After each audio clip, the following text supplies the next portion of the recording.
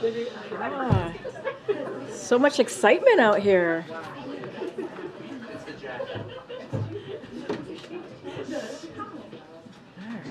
All right, class, everybody. Okay, all right, everyone. It is a serious day indeed. So good afternoon.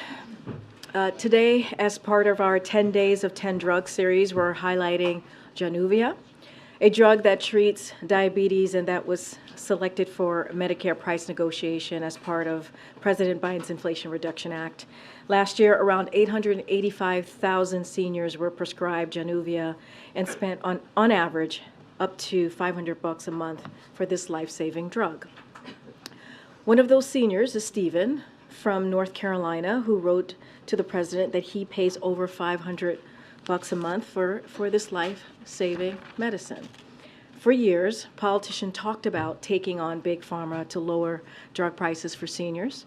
All the while, Big Pharma continued to rake in record profits and spent $400 million on lobbyists to keep prices high for seniors. President Biden and congressional Democrats finally changed that by passing the Inflation Reduction Act without a single Republican vote. As a result, for the first time ever, instead of drug companies charging Americans whatever they want to for saving drugs like Januvia, Medicare will be able to negotiate lowering drug prices for Americans like Stephen. As we announced a short time ago, President Biden will host President Joko Widodo of Indonesia for a bilateral meeting at the White House on Monday, November 13th. During the visit, President Biden will reaffirm the United States' commitment to deepening our nearly 75-year-long partnership between the world's second and third largest democracies. The leaders will explore opportunities to enhance cooperation on the clean energy transition, advance economic prosperity, bolster regional peace and stability, and reinforce our people-to-people ties. The two leaders will also coordinate on efforts to reinforce ASEAN centrality and uphold international law and promote a free and open Indo-Pacific. With that, my colleague from NSC, Admiral John Kirby, is here to give any update that we have on Israel and take any of your foreign policy questions. With that.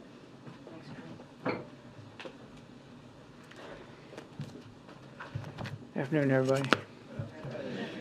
So today obviously marks 1 month here since the horrific Hamas attacks on October 7th.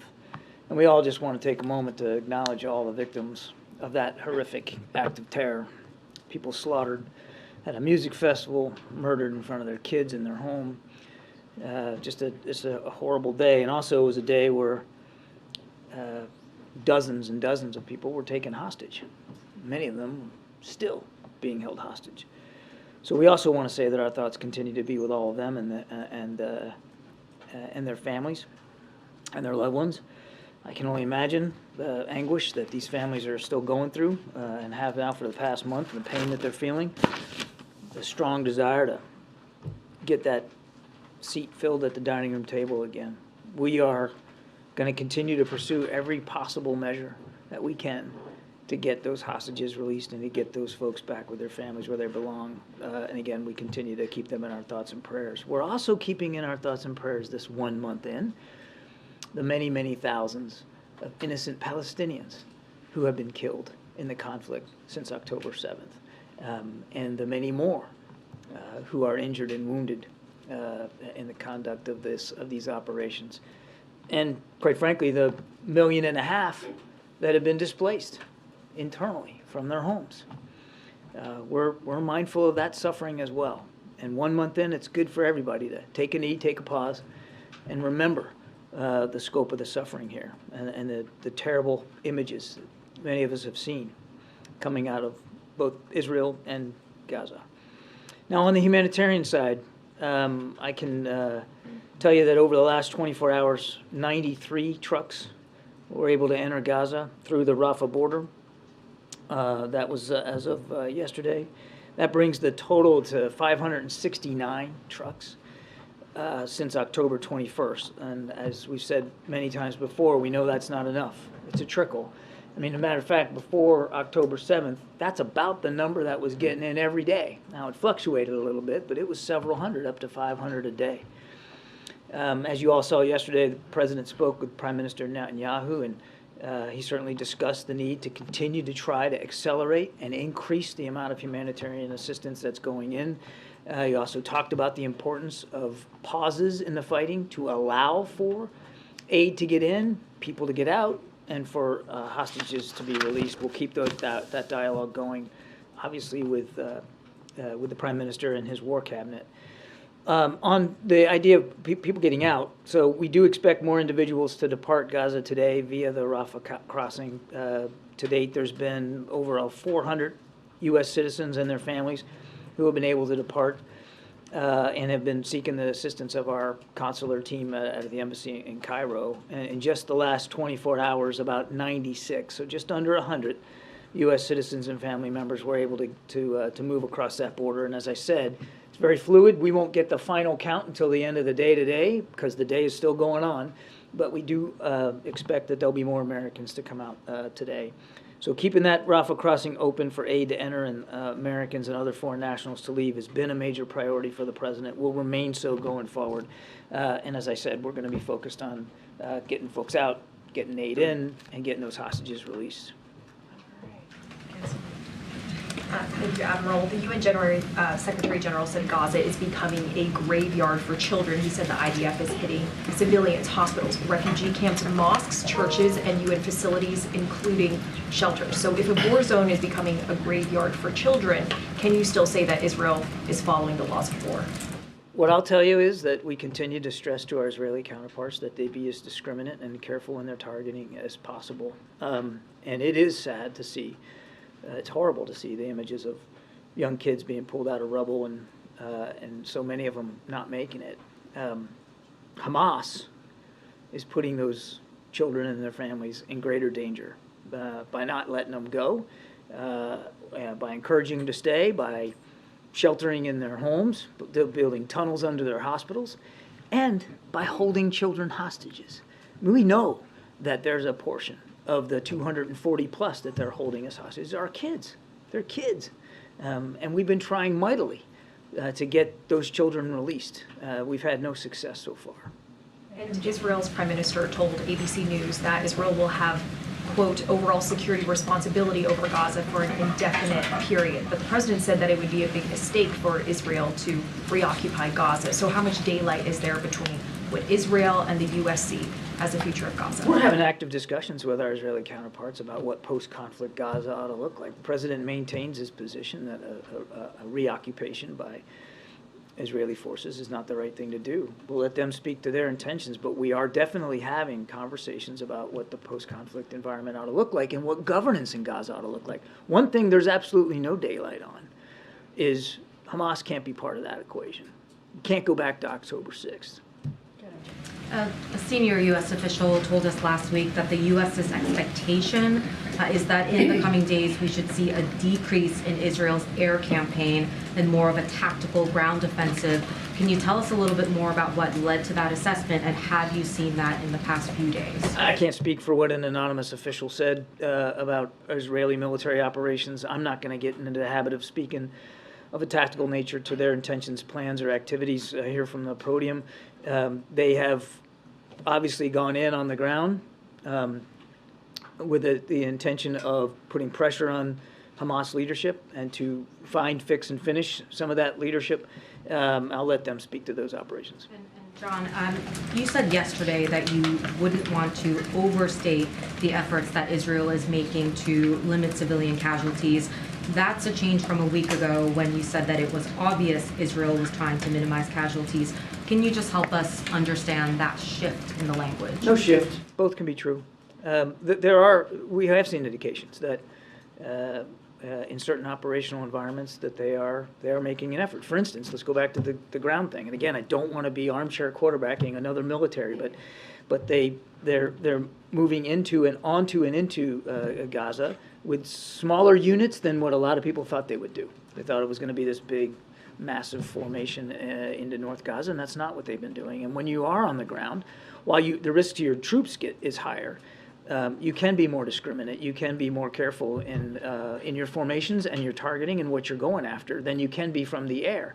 But it's also true that airstrikes continue, and it's also true that civilians keep dying from these airstrikes. Is there any scenario where future aid to Israel would be contingent on how they conduct themselves in terms of minimizing civilian casualties? We've been crystal clear since the very beginning of this conflict that one of the things that separates us from Hamas, who actually did try and intend to kill innocent civilians, is that democracies like the U.S. and Israel observe the law of armed conflict, that we respect civilian life, and we've been clear since the beginning with them that we want to continue to urge them to do that. There's hundreds of USAID employees that have signed on to a letter disagreeing with U.S. policy towards Israel. There's some dissent cables floating around the State Department. Why are so many federal government employees at odds with the policies that you're talking about? Well, I think one of the great things about certainly working at the State Department and in other agencies is that multiple perspectives and multiple opinions are respected.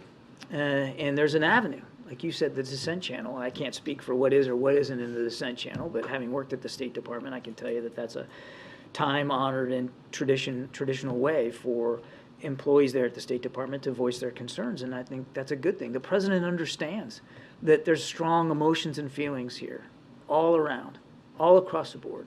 And here inside the administration and the federal government, that's certainly the case as well. And he appreciates the fact that people feel strongly and that there are multiple perspectives. And we're going to continue to listen to them, Trevor, both inside and outside the government. We have been engaging with partners and organizations and experts and analysts and people with different perspectives to listen to their concerns, make sure that we understand them as we develop policy. And is the president frustrated at all with his inability to prevail upon his Israeli counterpart to engage in these humanitarian pauses?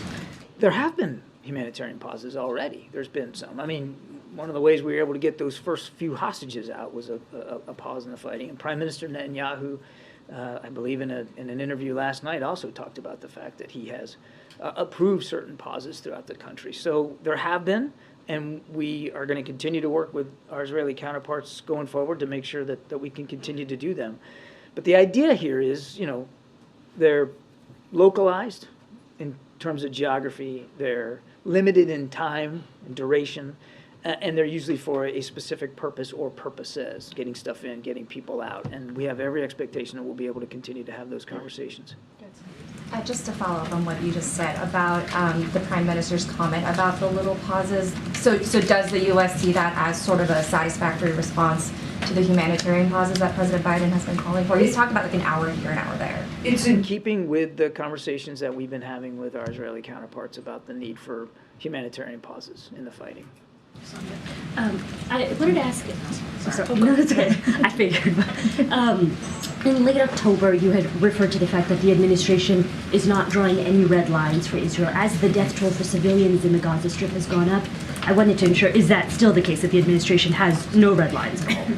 That is still the case. Okay, and then also a follow-up. You all have spoken a number of times about a two-state solution, and this is not so tangential to the immediate conflict, but I wanted to understand, coming in, you all have maintained a policy of recognizing Israel's control over the Golan Heights. That was a move that your predecessor made, reversing, U.S. policy after half a century. Is that still the Biden administration's policy, that you have, that you believe that Israel has sovereignty over the Golan Heights? Let me get back to you on that specific policy question. I don't want to freelance it from here, but you said something at the beginning that talking about a two-state solution seems tangential to what's going on, and I would respectfully disagree. It's actually what's going on underscores how important it is that we continue to try to make progress towards a two-state solution. But I will get you a better answer on the Golan Heights. I'd rather not just spitball that. Thank you. I want to follow up on the previous question. I have another question. So why not embracing these dissident voices who calls for a balance between private and public message, and criticize Israel when actually it is in violation of international humanitarian law and the Geneva Convention? With due respect, John, some people think that you repeat what the Israeli army spokesman is saying. It's exactly what they're saying, you're repeating here. So why not these dissident voices, not just understanding them and we have a channel because we're a democracy, why not, what's wrong with them? What's wrong with standing here and say when Israel do something wrong, because you're the best friend, you have leverage on them, why not criticizing them? Your question presupposes that we've made some determination that the law of armed conflict has been violated, and I don't think, we're not at that point. You disagree with the UN? I would just tell you that we're not going to react in near real time to every event. Israel has a right and a responsibility to defend itself, and we're going to make sure they have the tools and capabilities to do that. Again, we're 1 month after this, and we ought not forget what happened 1 month ago. 1,400 people slaughtered in their homes at a music festival, and when Hamas decided to conduct operations, it was with the intent of killing people. You know, I heard this word genocide tossed around about it. Hamas actually does have genocidal intentions against the people of Israel. They'd like to see it wiped off the map. They've said so on purpose.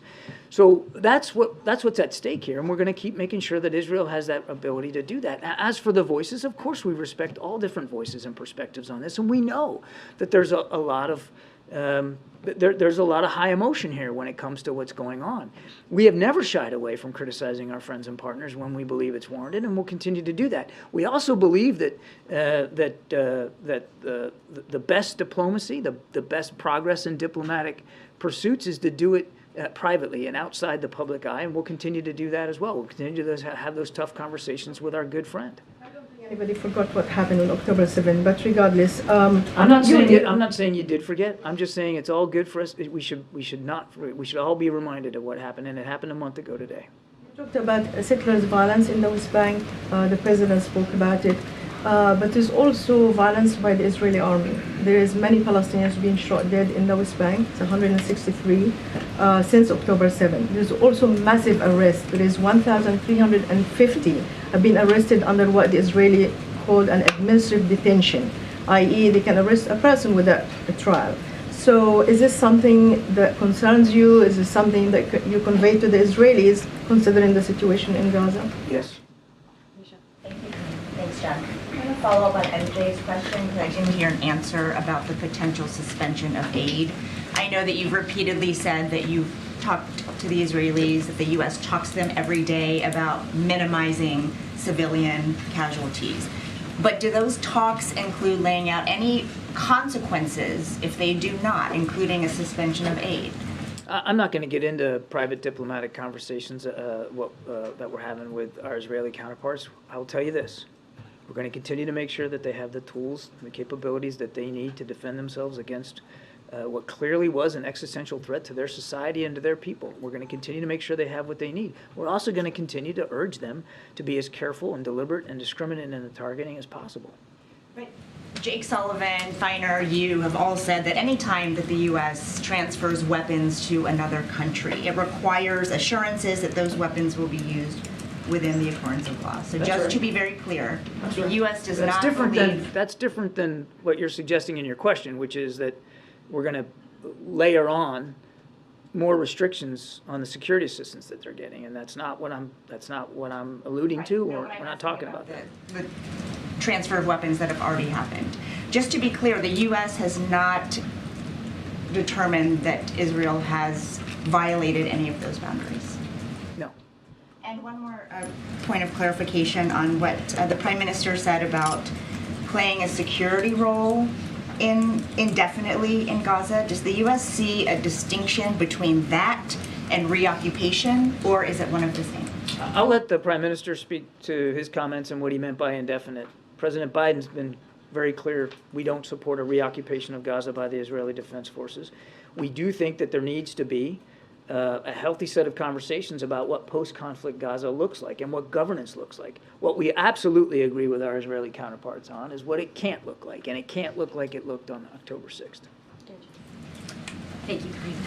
John, on the proxy attacks on U.S. troops, we're now up to 40 since October 17th, with 46 service members being injured or reporting traumatic brain injuries. Does the president think that the action that was taken a couple weeks ago to push back on this was enough? The president felt like those were two legitimate targets directly tied to the Iranian Revolutionary Guard Corps that supports these militia groups, and they were ammo, weapons facilities, certainly legitimate targets that we believe not only had a practical effect on limiting some of their capability, but sent a strong signal of how seriously we're going to look after our troops and facilities.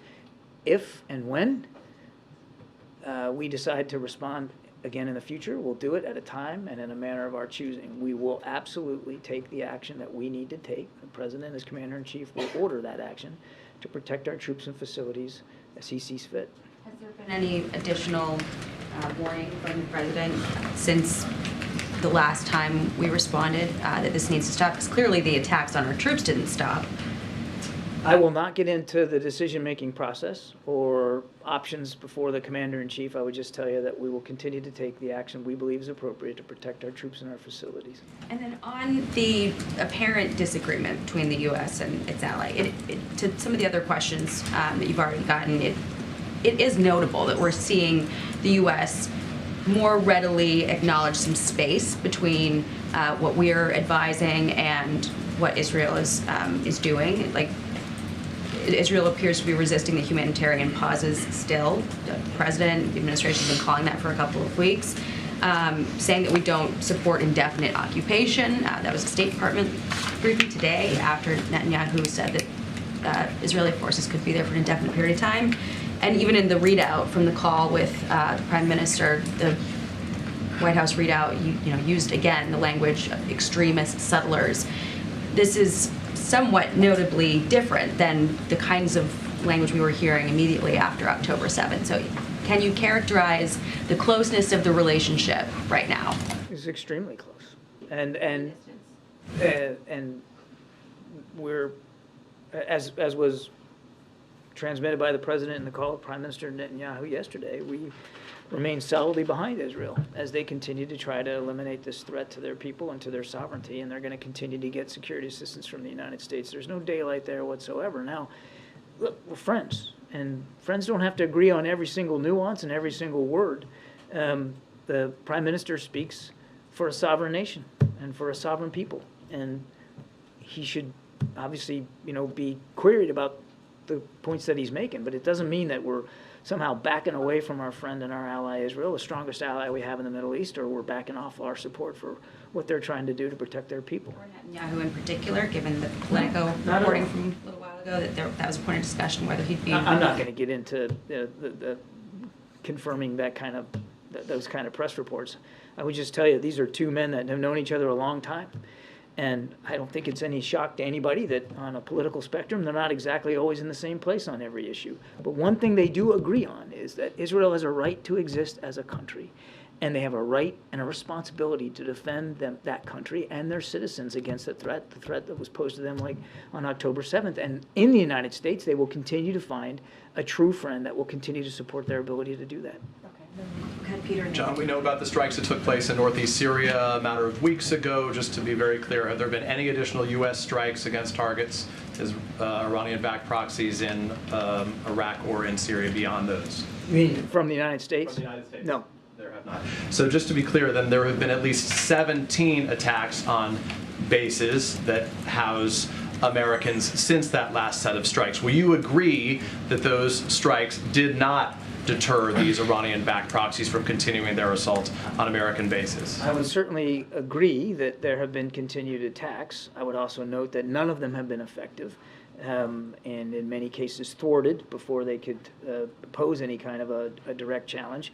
And that, again, Peter, we'll make the decisions on our own about how and if we're going to respond. To be clear, if you agree that there have been continued attacks, these 17, isn't that evidence alone? Do you agree that that's evidence alone that it has not deterred them from continuing? It's certainly evidence that some of these militia groups still believe that there's value in continuing to try to strike at our troops and facilities. And our message to them is, you need to be careful because we're going to do what we have to do to protect our troops and our facilities. Let me ask about the situation in Gaza then, if I can, very quickly. In Ukraine, the U.S. put restrictions on how some U.S.-provided munitions could be used. There couldn't be any targeting in Russia, for example. Has the U.S. put any restrictions on how Israel can use U.S.-provided munitions in its war with Hamas in Gaza? As is in keeping with U.S. law, we provide security assistance to any foreign nation, including Israel, with the expectation, the full expectation, that those weapons will be used in keeping with the law of armed conflict. That's no different here for Israel than it is for anybody else. And I want to go back to what I said before, but the message of these groups is, don't and stop.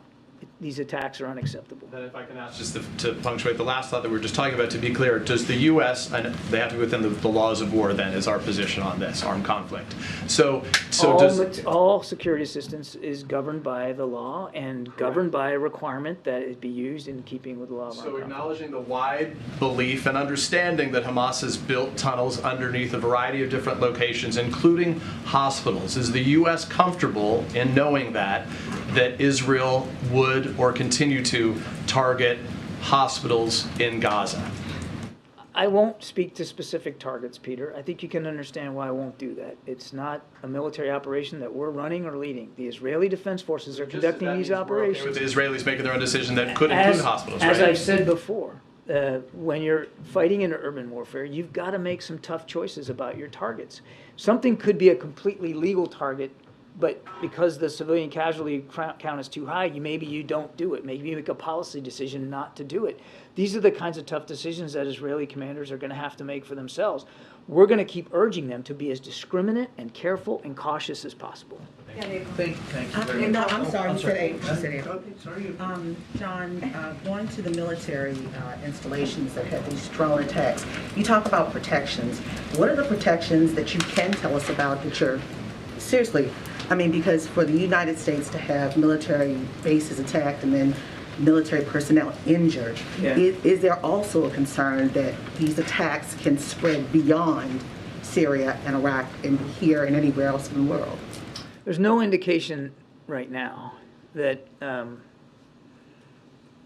that there's specific threats to specific installations throughout the region. That said, we do have a sizable force posture in the Middle East, beyond Iraq and Syria.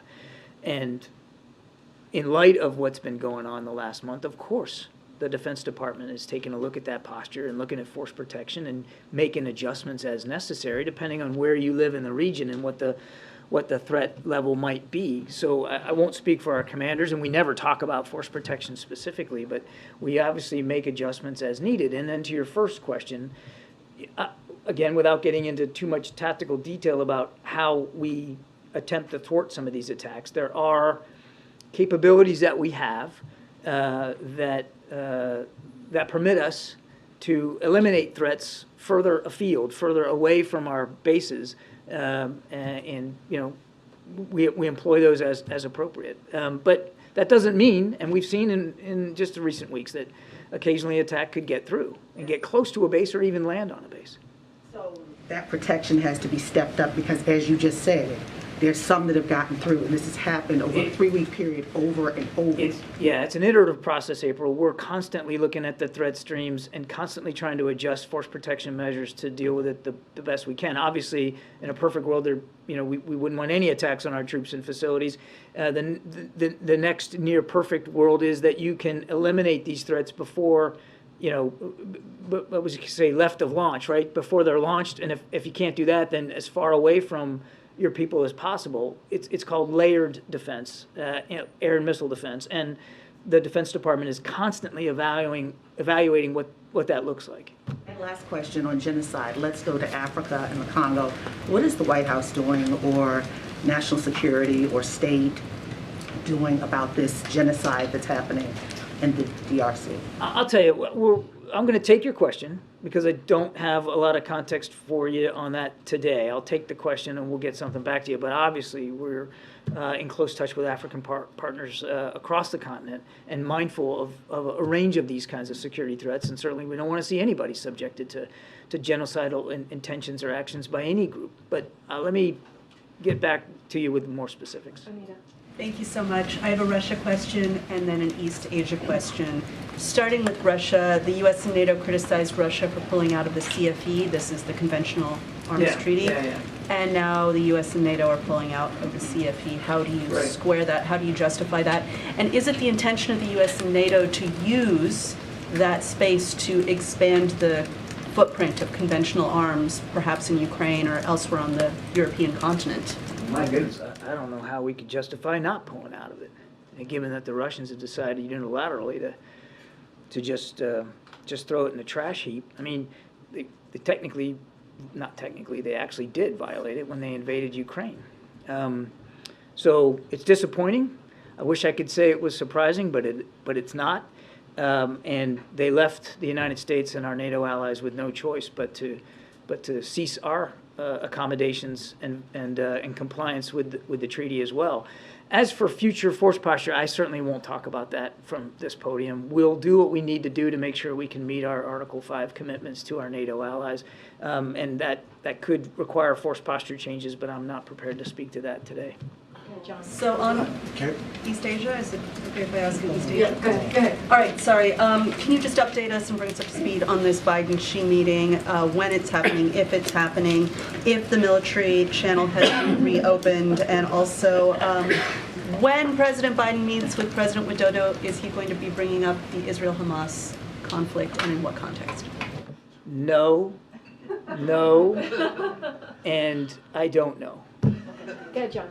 Thanks a lot, Karine. John, the fact that the Israeli Prime Minister is talking about what the security situation would look like in Gaza right now, would that lead you to believe that this conflict is in the end stages in any way? Again, that would really be up to the Israelis to speak to. This is their operation, so I'm not able to give you a date certain of when things are going to be complete.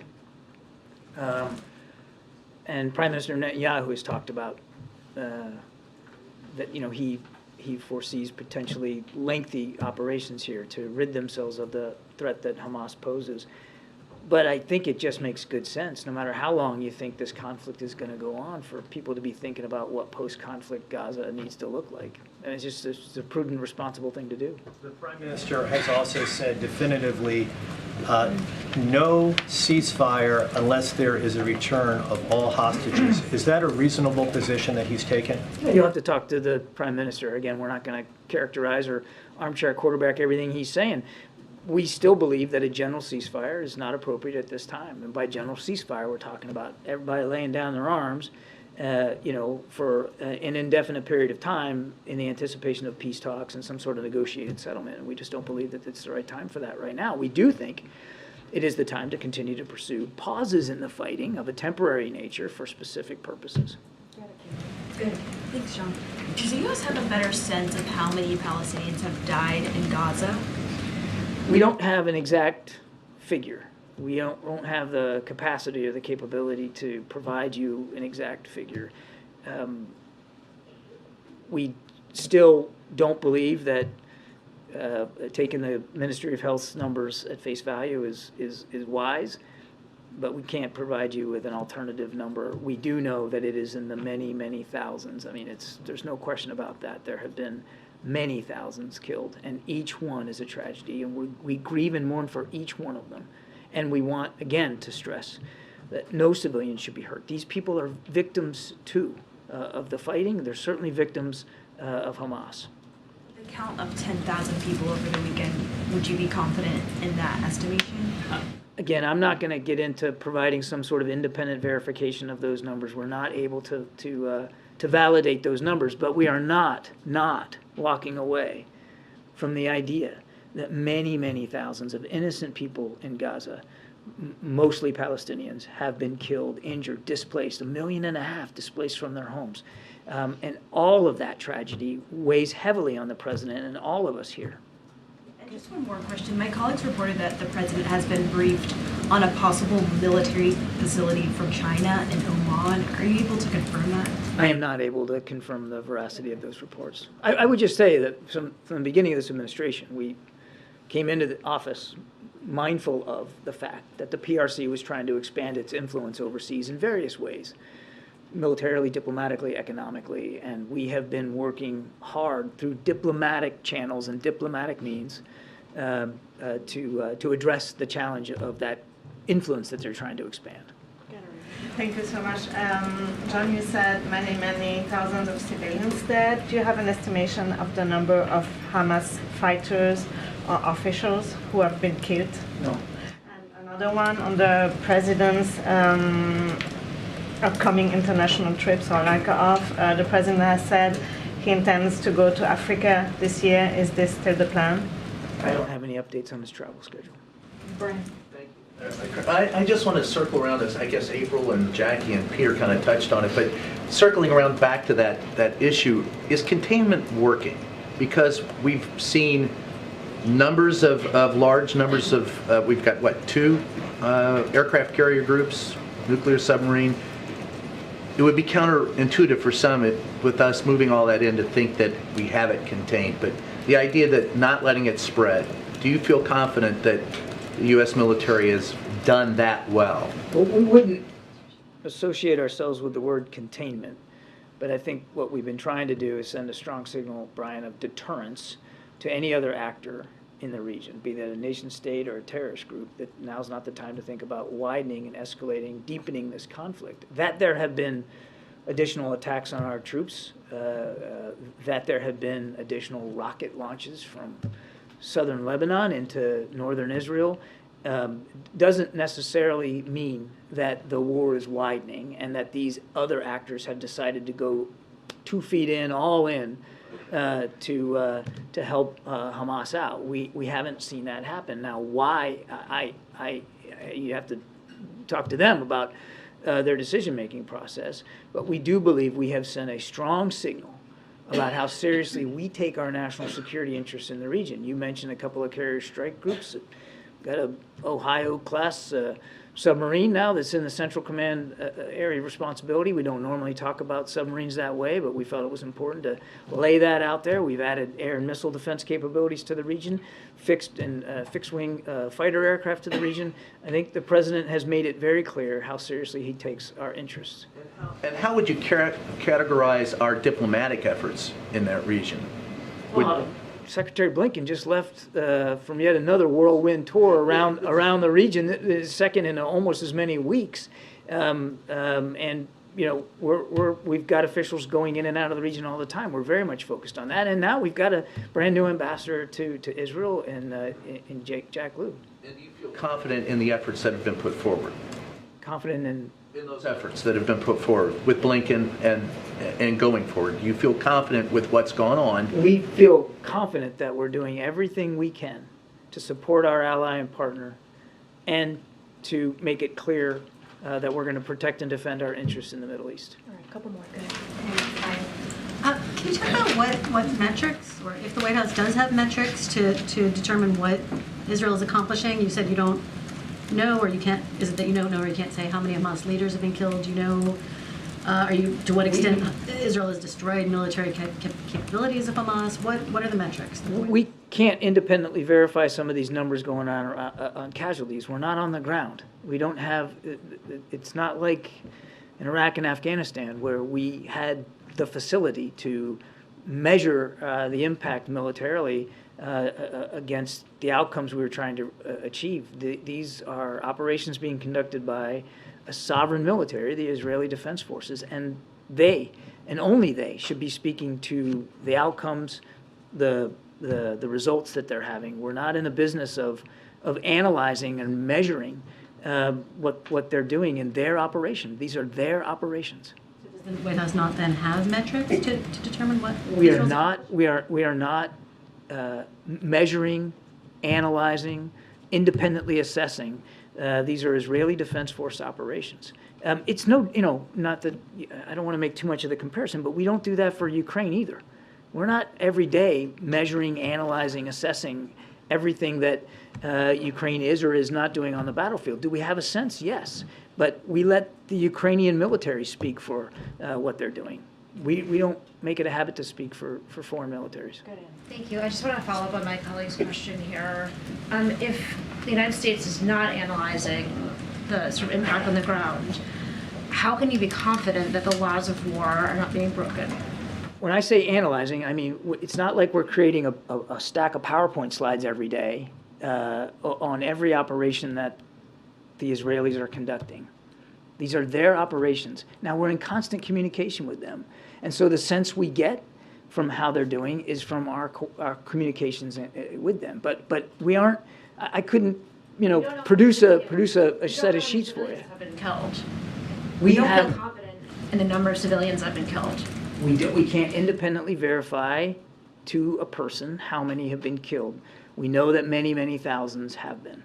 Then how in the world would you know? Or you're sort of assuming that what the Israelis We have ways of collecting information. We can talk to humanitarian aid organizations that are on the ground. Certainly, we're talking to our Israeli counterparts. It's not like we don't have an idea, but we don't have a number that I would feel comfortable giving you from this podium with some exactitude. But of course, we have an idea of what's going on, because now that more humanitarian aid is going in, we have the ability to talk to those aid organizations to get a sense of what they're seeing on the ground. Way in the back. Yes, thank you, Karine. John, Amos Hochstein is in Lebanon today. Amos Hochstein is in Lebanon today. Yeah. And he met with the former Intel chief, Abbas Ibrahim, who was invited in the White House in 2020 for mediation for the Americans detained in Syria. So are you seeking a mediation from the Lebanese on the hostages? I don't have much more detail about Amos's agenda. He is in the region. He frequently travels to the region, and we certainly look forward to hearing from him. What he's learning from his discussions. I would just tell you on the hostages, we're working on this every day, if not by the hour, to get certainly the American hostages out, but also to help get released everybody who's being held hostage by Hamas. And that's something that the whole team is working on. And one second question to follow up on Brian's question. When yesterday the Israeli Prime Minister contradicted what Secretary Blinken said in the Hill. He said that you don't see Hamas ruling Gaza, you don't see Israel ruling Gaza. Also, we saw this public disagreement between Secretary Blinken and two Arab foreign ministers in a press conference in Jordan. We're seeing also the Iranian not deterred and keep attacking the U.S. troops. What's the image? Does this concern you regarding the leverage of the United States in the region? People say things publicly that they don't always say privately. And I'll let foreign leaders speak for themselves in their countries. American leadership has been key here since attacks of October 7th. American leadership, President Biden's personal involvement, has led to this humanitarian aid getting in. Obviously not enough, but it wasn't happening before he personally got involved. It was President Biden's leadership and this team's work here at the National Security Council in the White House that helped get American hostages home, as well as those two Israeli citizens. And that is continuing to work to get our citizens out from Rafah crossing, hopefully more today. We have been at the center of trying to make sure people in Gaza are getting the aid they need and getting out those who need to get out and can get out, as well as making sure that Israel has the capabilities it needs to defend itself. Go ahead, Jake. Thank you, Karine, and thank you, Admiral. As we sit here, hundreds of rockets are raining down on Israeli cities, and I'm wondering if you would know, is this all from the original stockpile, or are rockets being smuggled in somehow? I couldn't answer that question. I don't have the information and the context to be able to answer that. You'll look into it, right? I will look into it.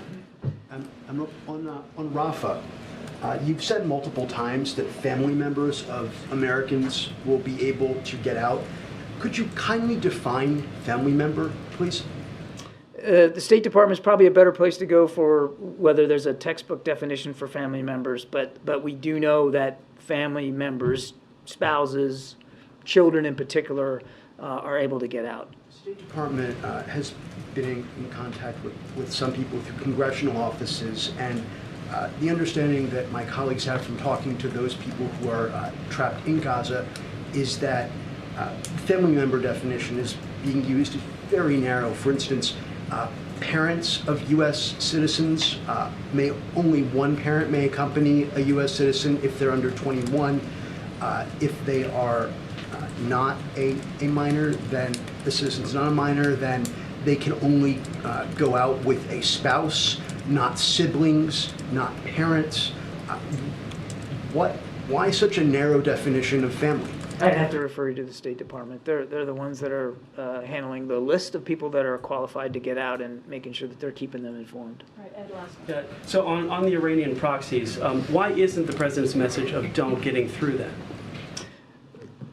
You'd have to talk to the proxies there. What I would tell you is that they continue to attack American troops and facilities at their own peril, and we will do what we need to do. The president will make decisions on his own terms and in his own way about better protecting those troops and facilities.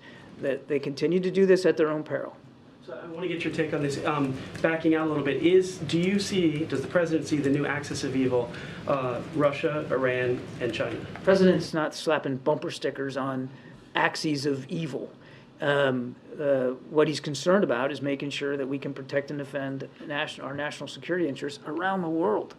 And that includes in the Indo-Pacific. And I don't want to, Karine will kill me if I stand up here and talk much longer, but I mean, you and I could have an hour-long discussion about the things that this president has done to shore up alliances and partnerships all over the world to look after our national security interests. But we're not slapping bumper stickers on countries. We know that Russia presents an acute threat, certainly on the European continent. We know that China represents a strategic competitor challenge in the Indo-Pacific and around the world. And we certainly are not blind to what Iran's doing, supporting Putin's war in Ukraine and supporting these terrorist groups throughout the Middle East. Thank you. Thank you. Appreciate That wasn't too long, was it? Thank you. Thank you. See you guys. Thanks, Admiral. Appreciate it. All right, Sung Ming. Thank you, Karine.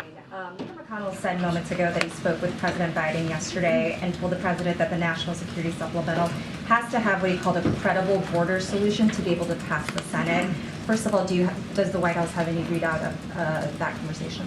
So I don't have a readout of that conversation. As you know, the president having been vice president and, of course, a senator for 36 years, he has many relationships with folks in Congress, just don't have anything to read out. He has a very close working relationship, obviously, with Leader McConnell. What I will say is I know that, and as you all have reported, the Senate Republicans did push forward a border security legislation.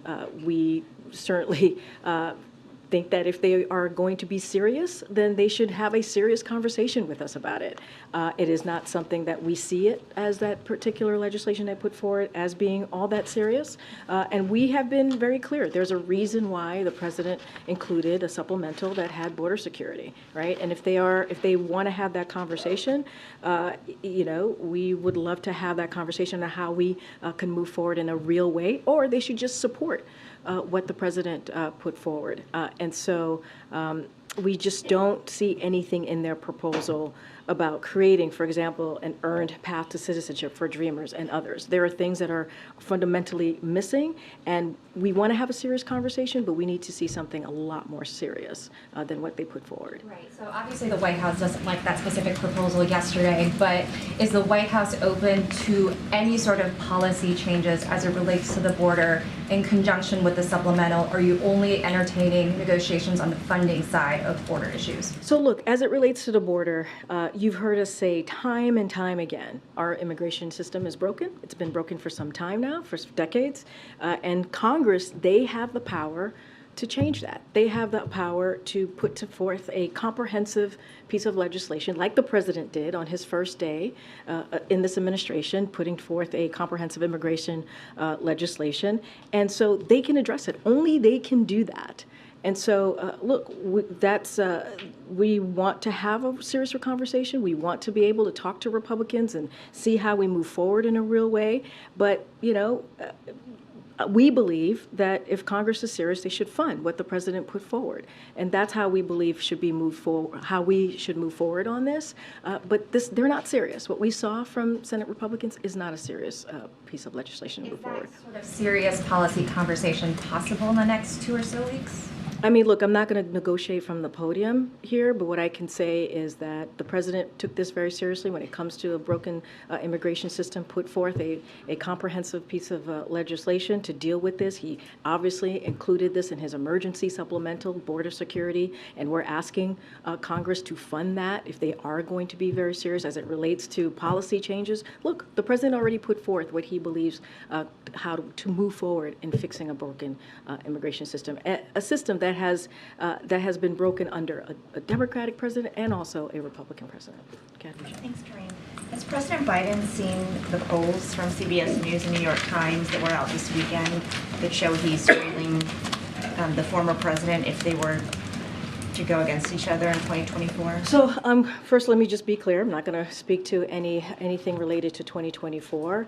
And I also want to be very clear here. Like, we have to really take these polls with a grain of salt, as we should really be very mindful here. And one of the reasons why is just a year ago, right, back in 2022, there was the red wave that never materialized, right? And then back in October of 22, there were multiple stories about how there was going to be a red wave, Democrats were going to be wiped out, and we're not talking about that, what we were seeing back in October of 2022. Look, and I'll take it even further. In 2011, this time in 2011, we saw Senator Romney, we saw polls of Senator Romney beating President Obama, and that's where those polls were.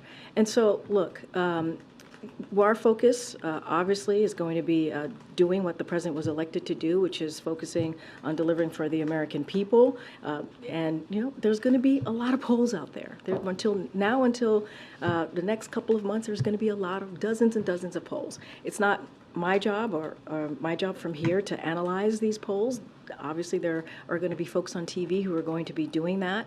It's a whole cottage industry out there when it comes to polling. So just not going to get into it. Obviously, we see the reporting just like you all obviously are either reporting it or see the reporting yourselves. So President Biden has seen them? Obviously, we've all here at the White House has seen the polling. Okay. I'm just saying that we have to take them as a general rule. We should take these polling with a grain of salt. Thank you. And one more on the poet from Canada, Rupi Kaur. She recently posted that she has rejected the White House's invitation to the Diwali celebration, adding that she was surprised that the administration finds it acceptable to celebrate Diwali when their support of the current atrocities against Palestinians represent the exact opposite of what this holiday means to many of us. Do you have a response to her? So I did not see that reporting, I can't really comment to it directly. What I can say is the president's been very, very clear on the conflict that we're obviously currently seeing in Israel and Hamas in the Middle East, and I'm just going to stick there, and everybody has their own opinion. We respect folks' opinion. That is her opinion, but the president has been very, very clear and just like the Admiral said at the beginning of this of the briefing, how when 1 month ago what we saw, what all of you reported, and the atrocities that we saw on that day, and 1,400 souls were slaughtered. And so the president has been very clear. I just don't have anything else to add. Thanks, Karine. Karine, can I ask you, there's been on social media and frankly on news broadcasts, a lot of videos of individuals who have been tearing down signs, many of these taking place in New York City, of Israelis presently being held hostage in Gaza. There have been some tense confrontations that have taken place there. Is the White House's view that these actions should be condemned, the pulling down of them, or that that's a form of peaceful protest? Look, I've sort of kind of seen the reporting here and there. I think it was from last week, There's right? been like 30 million videos that have gone around. No, so I know, I hear you. widespread. I hear you. I'm just not going to. I'm not Is going it to. okay? I'm Is not it going. okay? Is that peaceful protest to pull that down, or should you not be doing I'm just that? not going to go into specifics on that particular thing. What I can say, there are real violent protests and threats that are happening right now, and senior administration officials are aware of these reports, which are deeply concerning, and that is something that we're focused on.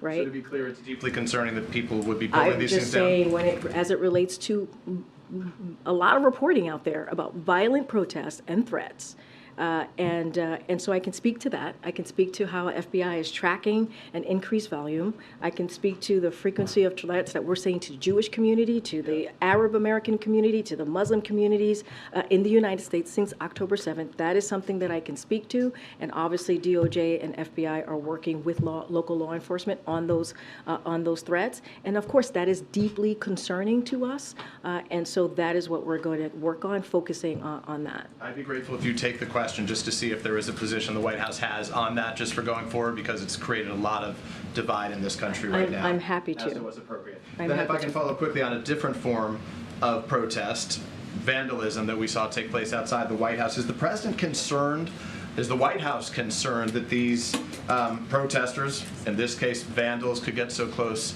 to the White House that they could vandalize it, that they could get their hands on the gates outside of the White House? I would have to refer you to the Secret Service on that and the Park Police for questions about the way the protest was handled. Is the And so president comfortable with the way it was handled? I would have to tell you I refer you to Secret Service. That is their focus, that is their job, and so I would refer you there. Does the president think it's appropriate for people to put red bloodstained hands on the outside of the White House? Obviously not.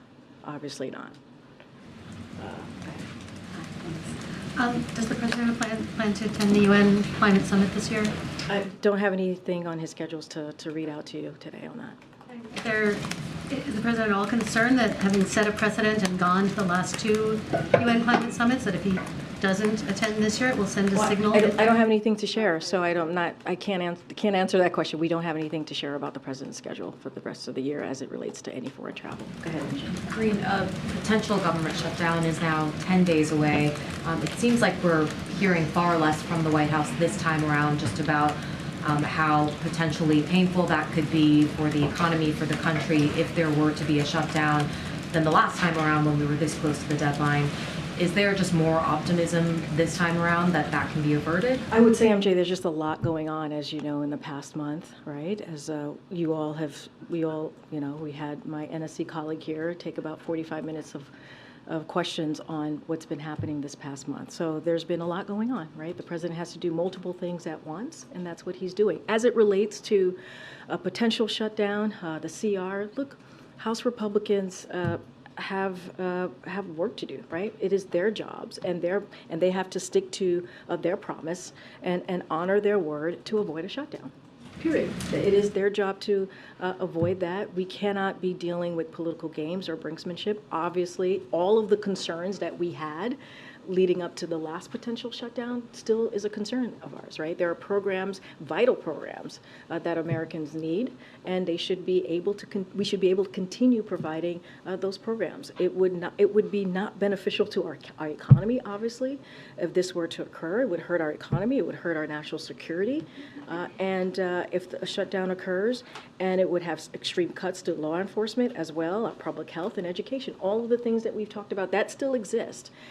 And so Republicans in the House have a job to do, and they need to get the job done on behalf of the American people. That has not changed. Is there a little more optimism this time around? I mean, I'm not going to get into the level of optimism. Obviously, the president is an optimistic person, right? You've heard him say that many times, but we believe it is their job to get this done. That has not changed. House Republicans have to get this done. This is a job that Congress needs to do. There are vital programs, as I just listed out to you, that need to be funded and continue to get funded, that Americans need, American families need, and it would be detrimental to them if there was a shutdown. And we should not be a week away from this, or I know it's 2 weeks away, but we should not be looking at this a week from now, or, 10 days from now, and be talking about a potential shutdown. This is something that they should get done. And anything you could say about how the White House has been getting to know the new speaker? So don't have anything new to share. As you know, we've talked about, we've laid out some readouts about their initial conversation when he became speaker. I just don't have anything else to share beyond that. We obviously I can say that OMB Director and the Office of Alleged Affairs have been in close contact with senior leadership, obviously in Congress, including his office, about the importance of getting the two supplemental emergency funding done, which is obviously the national security and also domestic part of it as well, the importance for getting that done for the American people, and also making sure that they avoid a shutdown. Those conversations have been going on for, obviously, as it relates to the supplemental funding for the past several weeks, as it relates to funding the government. That's been conversations that we've had for months now. Okay, Karen. Thanks, Karine. On the supplemental funding, the administration's putting some new pressure on Congress to immediately approve $11.8 billion in direct budget support for Ukraine. There was a letter sent from the Secretaries of State, Treasury, Defense, and the USAID administrator. Why separate out that $11.8 billion for Ukraine from the overall Ukraine funding request? Why push for that specifically like this? So look, I don't want to get into certainly legislative negotiations. I'm just going to be very careful from here. But we've been very clear. There's a lot at stake, as I was just telling MJ. And Congress, we believe that Congress must pass the emergency national security and domestic needs, both of them. And that is something that we both very much stand strongly behind. I'm just not going to get into the specifics of the negotiations that are happening as it relates to the supplemental funding. Would there be any opening of a door to working with congressional leaders of like breaking up certain things that the administration would prioritize of that $106 billion more than others, like taking something like this and saying, get this done more quickly? I'm just not going to get into any negotiations from here. What I will continue to say is that both the national security, supplementals for national security and domestic, there's a lot at stake. We need to get that done. We've been very, very clear about that. I'm just not going to get into specifics from here. Let me call on somebody else. Colleen, do you have? Okay. Oh, sorry. Yeah. No, yeah. I don't know if you had a question. Oh, sorry. I was like, sorry. We wondered. It's embarrassing. I got a question. Hi. Hi. Behind you afterwards. Can you provide a readout, Ambassador Jack Lew, who was confirmed last week? Can you provide a readout? Has he arrived in Israel? What his first few days have been like on the job? That's a good question. I have not talked to NSC or the State Department about his last couple of days. Happy to check in with them to see what his last couple of days have been like. But obviously, there's a lot going on in the region, and so he's been certainly very focused on what's going on, the negotiations on the ground, the conversation, the diplomatic conversations, certainly with the counterparts on the grounds. But I don't have anything specific on what his day by day has looked like. Someone asked about the immigration proposals, whether you were willing to negotiate on policy or funding. It sounded to me like you were saying funding. Is that accurate? Well, what I'm saying is that in in our national security, right, supplemental, which is emergency funding, there's border security there. We think they should fund it. We think they should pass that. So if they are serious about moving forward in dealing with a broken immigration system, what's going on at the border, then they should certainly support that. That's what I'm saying. Okay, right behind you. You're willing to negotiate one of the proposals that came from Senate Republicans. No, I was very clear. We don't think that's very serious. We don't think that's serious at all. No, we do not. What we're very clear about is, look, on day one of his administration, the president put forward a comprehensive immigration proposal, And so we're happy to have conversations as it relates to what the president put forward, but what we saw from Senate Republicans is not serious. Okay, right behind you. Yeah, Karine, are y'all aware of or concerned about these voting machine problems that have been reported in Northampton, Pennsylvania? I don't have anything for you on that. Obviously, we've been very clear about the importance of, and I want to be careful because obviously this is an upcoming election, but we've been very clear about the importance of people having their right to vote and the freedom to vote, obviously, and so I'm just going to leave that there. Trying to call people I haven't called yet. Go ahead, sir. Go ahead. So on the previous question about the letter by Secretary Blinken and Austin and Yellen, does that mean that you are concerned that this, might be this economic aid for Ukraine might be in question, might be doubtful? And the letter states that basically that if the Ukraine doesn't get this aid, it will lose. It won't be able to defend itself. Is that the stakes in your?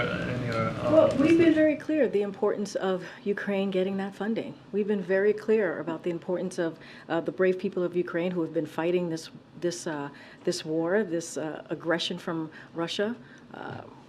Coming up on 2 years now, and how they need our assistance, how they need to make sure that they're continuing to get that security assistance from the U.S. and not just us, from our allies and partners too across the globe, right? Which is something that it's been more than 50 countries that the president has been able to bring together to support the needs of Ukraine. And so that needs to continue. This is about fighting for their democracy. So we have seen bipartisan support, right? Bipartisan support for that funding, not just for Ukraine, but also the funding for Israel. And so we've seen, just last week, I called out a couple of quotes from Republicans in both the House and the Senate who have said that they believe in supporting in a bipartisan way and getting that national security supplemental done, especially obviously for Ukraine and Israel. And so, look, that's what we believe. That's what we want to see. We think it is important for Ukraine to continue to get that funding. Do you feel it's threatened this particular piece, the economic? Well, what I will say is there's bipartisan support for it. That's what I would say. And I think that's an important piece, right? That is an important piece that we've heard from senators, Republican senators. We've heard from House Republicans saying that they are behind this additional request that we've made. And so there's bipartisan support. So I think that's important to note too. Okay, go ahead. I haven't called on you. Go ahead. Can you give us any preview about what's on tap for tomorrow? I don't have any preview for you at this time, but certainly we will have more to share later today. All right, thanks everybody. See you tomorrow.